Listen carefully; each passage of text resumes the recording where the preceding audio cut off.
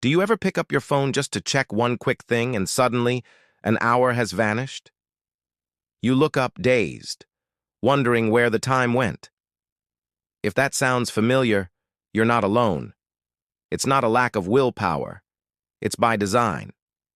Your phone is a master of psychological manipulation, but today, we're going to flip the script. We'll use psychology to fight back and reclaim our time. So why is it so hard to put our phones down? It's all about something called a variable reward schedule. Think of a slot machine. You pull the lever, not knowing if you'll win. It's that unpredictability, the maybe, that keeps you hooked. Social media, emails, and notifications work the same way. Every time you refresh your feed, you're pulling that lever. You might see a great post, a like on your photo, or just nothing. It's this random reward system that creates a powerful, almost addictive loop in our brains, releasing a hit of dopamine with every potential reward. The first trick to break this cycle is to make your phone boring. Seriously.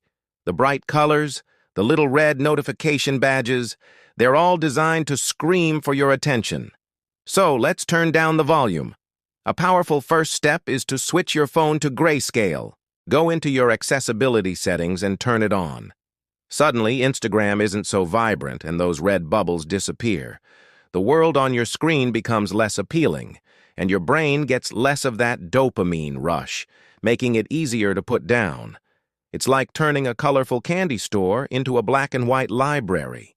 Your brain will naturally seek out more stimulating things in the real world.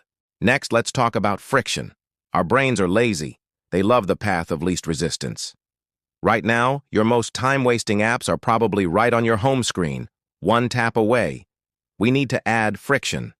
I want you to take those apps, social media, games, news feeds, and bury them. Move them off your home screen and hide them in a folder on the very last page. Better yet, name the folder something boring like utilities or time wasters. Just the extra 2 or 3 swipes it takes to find the app can be enough of a pause for your conscious brain to kick in and ask, do I really need to open this right now? Often, the answer is no. This small barrier gives you a moment to make a deliberate choice rather than acting on an impulse. Another psychological principle we can use is intention setting. Instead of mindlessly grabbing your phone, have a specific purpose every time you pick it up. Before you unlock your screen, ask yourself, what am I doing this for? Am I checking the weather? Responding to a specific text from my mom? Setting a reminder? By stating your intention, you prime your brain to complete that one task and then put the phone down. It prevents you from falling down the rabbit hole. For example, you pick up your phone and think, I'm going to reply to Sarah's message. You open your messages, reply, and then, because that was your stated goal, you lock the phone and put it away without even glancing at Instagram. It turns mindless scrolling into mindful action. Now for a big one, taming the notification beast. Notifications are the digital equivalent of someone constantly tapping you on the shoulder. They're designed to pull you out of whatever you're doing and back into the app. The solution?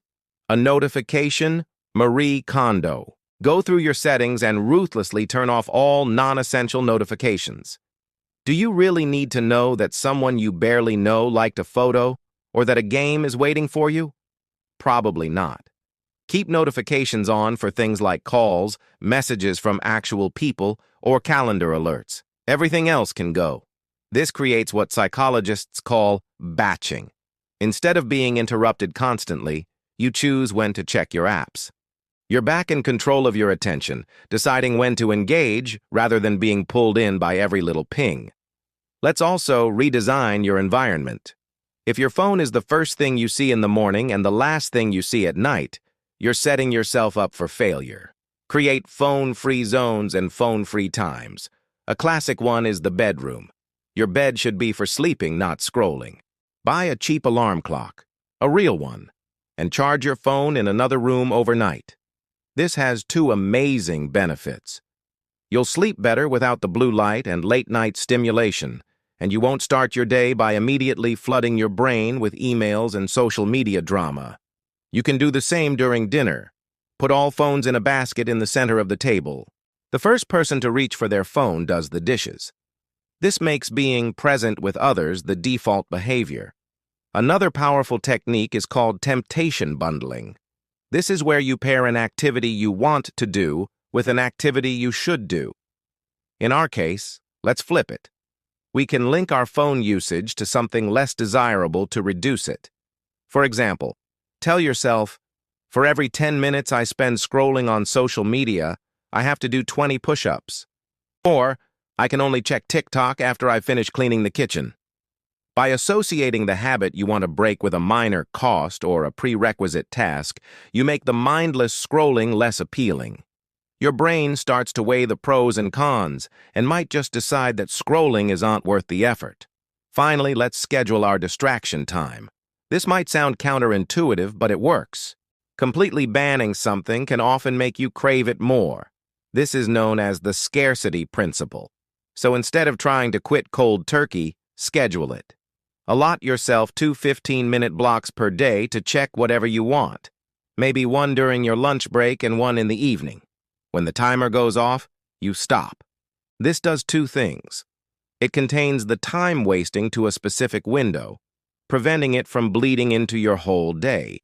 And second, it removes the guilt. You're allowed to use your phone, but on your terms. When you get the urge to scroll at a random time, you can tell yourself, nope, not now. I'll do that at 7 p.m. This gives you a sense of control and makes it easier to resist the impulse. So, to recap, make your phone boring with grayscale, add friction by hiding apps, set an intention every time you pick it up, kill non-essential notifications, create phone-free zones, bundle temptation by adding a cost to scrolling, and schedule your distraction time. These aren't about brute force. They're about working with your brain's natural tendencies, not against them. Start with 1 or 2 of these tricks this week. See how it feels. You'll be amazed at how much time and mental space you get back. Thank you so much for watching. If you found these tips helpful, give this video a thumbs up and share it with a friend who might need it. And don't forget to hit that subscribe button and ring the bell so you don't miss our next video on mastering your mindset. Let me know in the comments which trick you're going to try first. See you in the next one.